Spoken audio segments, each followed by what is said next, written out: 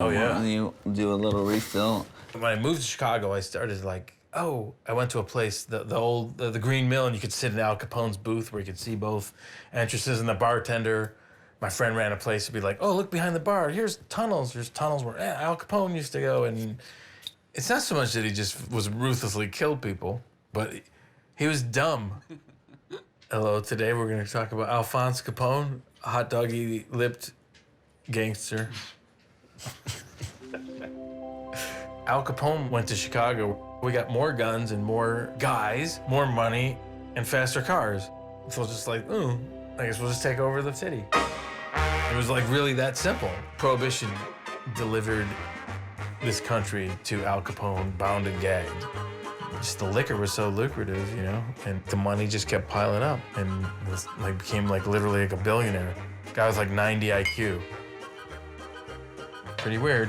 He was the most powerful man. Everyone knew it. Press conference would say like, why aren't you made mayor, Al? And he'd like laugh. I'd rather just be in this position. Why would I be mayor, you know? So many rules. Kind of bullshit. It was like they were looking for a way to take him down, and he never claimed that he had any income. Herbert Hoover stepped in and just said like, okay, we're finding him guilty, and here's the story. George nerd is in on it. His brother was busted for tax evasion. We could get Al Capone on tax evasion. Elliot Ness was a treasury agent. Said like, George, you're gonna testify. He didn't want to do it because he was like, yeah, you. Al Capone's more powerful than the government. This comes down from upstairs. Okie dokie.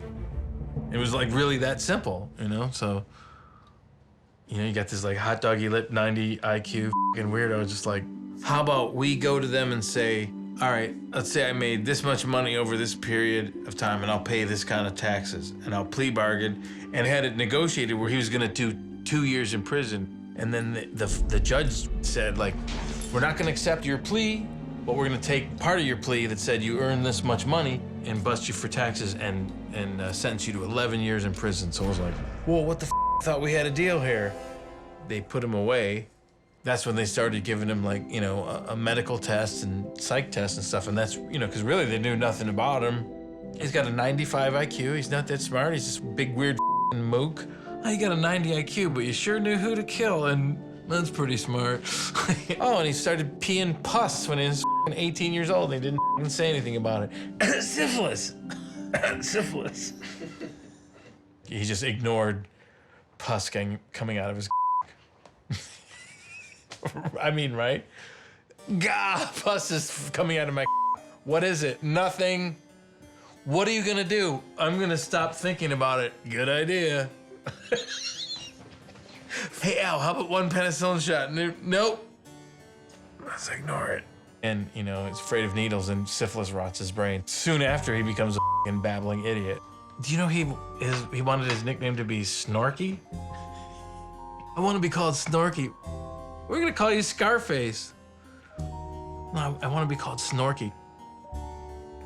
But when he got out of jail, he really quickly wandered away into like an idiot who would like put a fishing pole into his like pool in his backyard, like hoping to catch fish.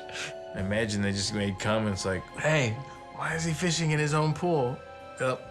He's a syphilitic moron. Syphilitic moron, what's that? It's a guy who's has a portion of his brain eaten away by his own pus. He's up. He's a moron. He's like a 5-year-old. Wow, because he had sex with whores and he got like a dirty dick and he didn't do anything about it. Pretty much the most powerful man in, you know, the country, like looking for fake fish in a pool with his bamboo rod. What an idiot. He had everything, right?